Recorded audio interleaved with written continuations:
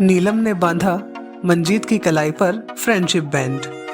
Inspector Singhal करने जा रहा है रवि का डी एंड। सुनते रहिए can I hold your hand और जानिए कौन है किसका ट्रू फ्रेंड।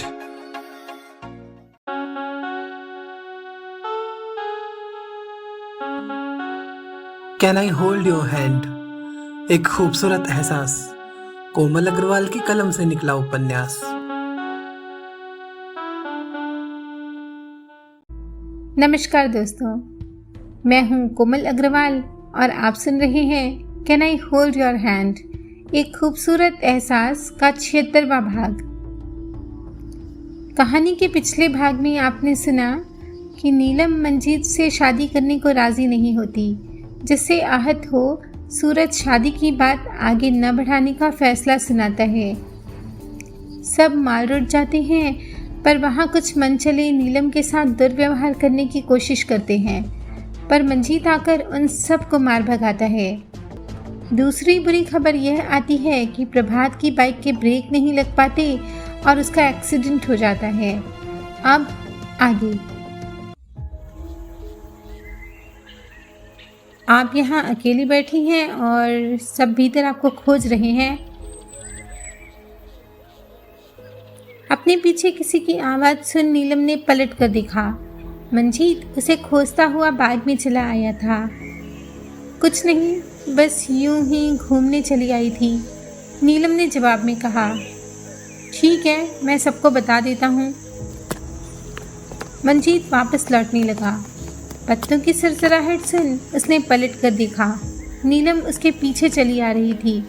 उसने अपने कदम तेज कर लिए, जैसे बचकर निकल जाना चाहता हो। सुनिए, नीलम ने पुकारा। मंजीत के कदम जम गए। नीलम उसके पास आई, पर मंजीत ने उसकी तरफ नहीं देखा। मुझे आपसे कुछ कहना है, वह अटक अटक कर बोल रही थी। अगर थैंक यू कहना चाहती हैं तो उसकी ज़रूरत नहीं, लेकिन अगर सॉरी कहना चाहूँ तो? नीलम ने सवाल किया। उसकी भी ज़रूरत नहीं, वह सपाट स्वर में बोला। मैं आपको कुछ बताना चाहती थी, क्या आप मुझे अपनी सफाई में कहने का कोई मौका नहीं देंगे? नीलम ने अपराध बोध से कहा। जी कहिए, नीलम बोलने लगी। मैं मानती हूँ कि मैंने बिना जाने समझे आपका रिश्ता ठुकरा दिया, लेकिन उसके पीछे मेरी मजबूरी है। नीलम दबी जबान से कहने लगी। मैं समझा नहीं, मंजीत रुखाई से बोला। दरअसल मैंने किसी से वादा किया है। वह इतना धीरे बोल रही थी कि हवाओं को भी सुनाई न दे। आप अपना वादा निभाइए, मैं आपके रास्ते में नहीं आऊँगा। मंजीत ने कहते हुए अपने कदम आगे बढ़ाए। नीलम ने हिम्मत की और उसका रास्ता रोक लिया। मुझे माफ़ कर दीजिए प्लीज़, अगर आप माफ़ नहीं करेंगे तो मैं कभी सुखी नहीं रह पाऊंगी। वह फफक फफक कर रोने लगी। उसके छलकते आंसुओं को देख मंजीत के चेहरे पर की सख्ती गायब हो गई। माफ़ करने जैसी कोई बात नहीं, मैं भी शायद आपकी जगह होता तो यही करता। उसने मुस्कुराने की कोशिश की, लेकिन उसे लगा जैसे वह अंदर से दहाड़े मार मार कर रो रहा हो। अच्छा, मुझसे दोस्ती करेंगे? नीलम ने अपने हाथ पर बंधा फ्रेंडशिप बेल्ट निकाला। मंजीत ने बिना कुछ कहे अपनी कलाई आगे बढ़ा दी। नीलम ने उसकी कलाई पर फ्रेंडशिप बैंड बांध दिया। क्या हो रहा है? सूरज और पाखी, जो उन्हें दूर से देख रहे थे, उनके पास आते हुए बोले। हमारी दोस्ती हो गई है। मंजीत ने फिर से नीलम को शर्मिंदा होने से बचाया। देख यार, अब नीलू पर कोई दबाव मत डालना। मंजीत ने सूरज को सारी बातें बताई। और हाँ, ये बात तेरे मेरे बीच है सिर्फ। सूरज ने स्वीकृति दी। उसका फ़ोन बजने लगा था। आलू सिंह ट्रेन के लेट होने की बात कह रहा था। ठीक है, एक काम करो, तुम प्रशांत भैया के यहाँ चले जाओ, सबको एक साथ लेकर आना। सूरज आदेश दे रहा था। कितने बजे का प्रोग्राम है? मंजीत ने पूछा। 6 बजे का तय हुआ है, सूरज ने बताया। प्रभात को वह हर आधे घंटे में फ़ोन के जरिए निर्देश दे रहा था। नाश्ता कर वे दोनों होटल पहुंचे। एक बड़ा ही सुंदर गेट सामने की तरफ लगाया गया था। लॉन में रंगीन लाइट्स का इंतजाम हो रहा था। पार्किंग एरिया की डस्टिंग हो रही थी। हर ओर सब काम में जुटे हुए थे।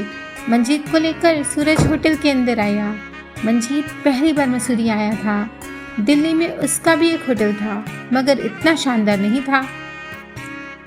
मानना पड़ेगा यार, कमाल का मैनेजमेंट है। मंजीत ने होटल देखकर तारीफ की।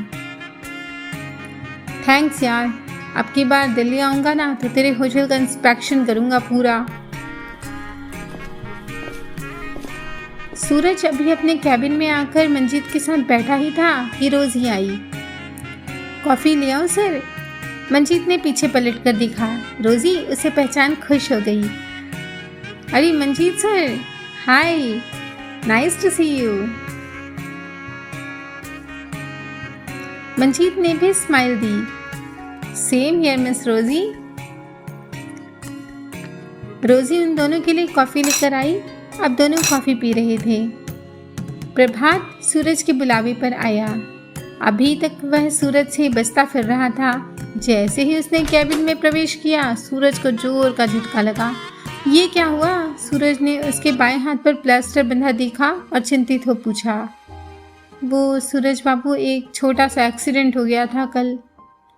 प्रभात ने रॉकी वाली बात छुपा दी। और मुझे बताना भी ज़रूरी नहीं समझा? कल से 20 बार बात की है मैंने तुमसे, वह रोश में बोला। इतनी बड़ी बात नहीं है, शांत हो जाइए। डॉक्टर ने कहा है कि जल्दी प्लास्टर खुल जाएगा। प्रभात उसे समझाने की कोशिश करने लगा। पूरी बात बताओ, सूरज ने कहा। अब प्रभात से झूठ ना बोला गया। उसने सारी बात बताई। सूरज का पारा 7वें आसमान पर जा पहुंचा था। आज नहीं सूरज बाबू, प्लीज़ मेरी खातिर, अच्छा भाभी की खातिर। प्रभात उसे समझाने लगा। मैं कुछ नहीं सुनूंगा। आज तुम्हारे साथ रॉकी ने ऐसा किया है, कल मेरे साथ भी ऐसा कर सकता है। उसने फ्रांसिस और रॉकी को तलब किया। फ्रांसिस बेचारा रिश्तेदारी की वजह से फंस गया था। प्रभात ने उसके निर्दोष होने की गवाही दी और फ्रांसिस ने भी आंखों देखा हाल कह सुनाया। रॉकी की चुप्पी उसके जुर्म की साक्षी बनी। सॉरी बोल दो ब्रदर, सर फॉरगिव कर देंगे, फ्रांसिस ने उसे समझाया। मैं शर्मिंदा हूँ बॉस। रॉकी ने बेमन से माफ़ी मांगी। तुम लोग इस होटल में एक साथ काम करते हो और दूसरों के प्रमोशन से जलते हो? ये तो गलत बात है भाई। अगर तुम अच्छा काम करोगे तो तुम्हें भी प्रमोशन मिलेगा। मंजीत ने मामले को सुलझाने की कोशिश की। यू आर फायर्ड रॉकी, सूरज ने फैसला सुनाया। नहीं बॉस, अगर आप निकाल देंगे तो मुझे कहीं नौकरी नहीं मिलेगी। ये ठीक कह रहा है सूरज बाबू, प्रभात ने कहा। छोड़ ना यार, आज इतना खुशी का दिन है, माफ़ कर दे इसे, तुझे हम सब का वास्ता, मंजीत बोला।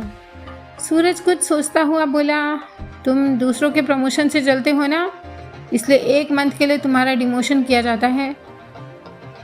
तुम होटल की क्लीनिंग टीम में काम करोगे आज से, यही तुम्हारा पनिशमेंट है। रॉकी का चेहरा अपमान से लाल हो गया। इतने लोगों के सामने अब मुझे सफाई करनी होगी। दांत पीसते हुए वह कैबिन से बाहर चला गया। ये अपने भानु जी और रवि को क्या जमीन निगल गई या आसमान खा गया?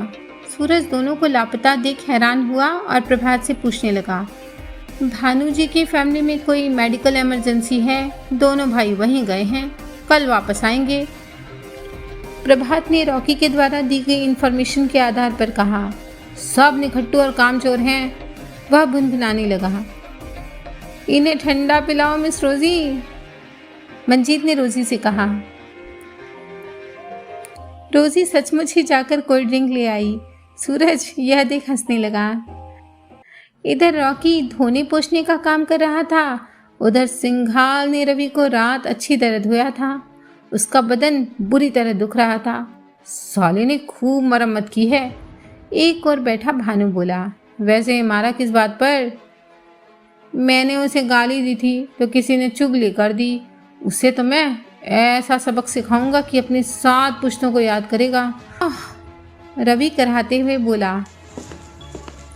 चल बे, चलकर जीप में बैठ, सिंघाल साहब का हुक्म है। एक हवलदार आता हुआ बोला।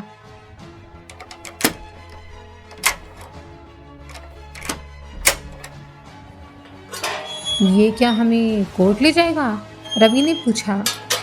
नहीं, कोर्ट की नौबत नहीं आएगी, अपने अड्डे पर ले जा रहा है और कहा है कि वहीं रुपए लेगा। भानु ने चौकन्नी हो धीरे धीरे रवि के कान में कहा। मार भी खाओ और माल भी चढ़ाओ, रवि चिढ़ते हुए बोला। दोनों हवलदार के साथ आकर जीप में बैठ गई। सिंघाल थोड़ी देर बाद सीना चौड़ा कर कदम ताल करता हुआ आया और सामने की सीट पर बैठा। ड्राइवर ने जीप स्टार्ट की। माल पानी कैसा लगा तेरे भाई को? सिंघाल ने रवि की तरफ इशारा कर भानु से पूछा। रवि ने अपनी मुट्ठियां भींच ली। बहुत गर्म खून है साले का, सिंघाल बड़बड़ाया। एक कच्चे मकान के सामने जाकर जीप रुकी। चल बे अंदर, हवलदार रवि को धकेलते हुए बोला। सब अंदर गए। मकान के अंदर घुसते ही एक वृद्ध दिखाई दिया। उसके दोनों हाथों में पट्टियां बंधी हुई थी, माथे पर भी स्टिच लगी थी। रवि उसे देख चौंका। यह वही बूढ़ा टैक्सी ड्राइवर था जिसकी टैक्सी को रवि ने अपने दोस्तों की कार से नशे की हालत में जोरदार टक्कर मारी थी और उसकी मदद करने के बजाय उसे सड़क पर बुरी तरह मारा था। अरे इंस्पेक्टर साहब, आप आइए आइए। वह बूढ़ा आदमी बेबसी से इधर उधर देखने लगा। आवाज़ें सुन अंदर से एक लड़की चली आई। कौन है बाबा? सबको देख उसने हाथ छुन्नी से पूछे और उसे नमस्ते किया। चल निकाल रुपए, सिंघाल ने भानु से कहा। भानु सब समझ गया। 1 लाख रुपए सिंघाल ने उस बूढ़े आदमी की बिटिया को दिलवाए। ये रखो पारो बहन, अपने बाबा का अच्छी तरह इलाज करवाना और बचे खुचे रुपयों से टैक्सी की मरम्मत करवा लेना। दोनों बाप बेटी कृतज्ञता से उसे आशीर्वाद देने लगे। हम गरीबों के तुम ही मसीहा हो बेटा, वृद्ध ने कहा। भगवान आपके परिवार को और आपको सब सुख दे भैया, उसकी बेटी बोली। सिंघाल ने रवि को 1 लात मारी। धक्के से रवि नीचे जा गिरा। चल बे, पैर पकड़ और माफ़ी मांग बाबा से। भानु का दिल बैठ गया। ये तो जाती है साहब, तू अपनी ज़बान बंद रख बे, नहीं तो यहीं तुझे बांध कर मारूंगा, सिंघाल ने चेतावनी दी। भानु डर से चुप हो गया। रवि ने बाबा के पैरों में गिर माफ़ी मांगी, तब जाकर उसकी पीठ पर डंडे बरसने बंद हुए। उसकी चीखें सुन काफ़ी लोग वहाँ जमा हो गए थे और फुसफुसाते हुए दोनों भाइयों को गालियाँ बक रहे थे। भीड़ में से शोर हुआ, सिंघाल साहब की जय, सिंघाल साहब अमर रहें, गरीबों का एक ही रखवाला, सिंघाल साहब, सिंघाल साहब। तेरे लिए इतना सबक काफ़ी है बे, सिंघाल ने रवि से कहा। खोल दो इसकी हथकड़ी, उसने हवलदार को आदेश दिया। रवि की हथकड़ी खोल दी गई। सभी लोग उसे हिकारत की नज़र से देख रहे थे। दोनों भाई वहां से बाहर आए और पैदल चलते हुए मुख्य मार्ग तक पहुंचे। एक टैक्सी रुकवा। भानु रवि को लेकर उसमें आकर बैठा। मुझे कसम है तुम्हारे सर की भैया, मैं हमारे इस अपमान का बदला इसे मार कर लूँगा, रवि ने कहा। बकवास बंद कर, तेरा ये जुनून एक दिन हम पर बहुत भारी पड़ेगा, भानु ने रोष में कहा।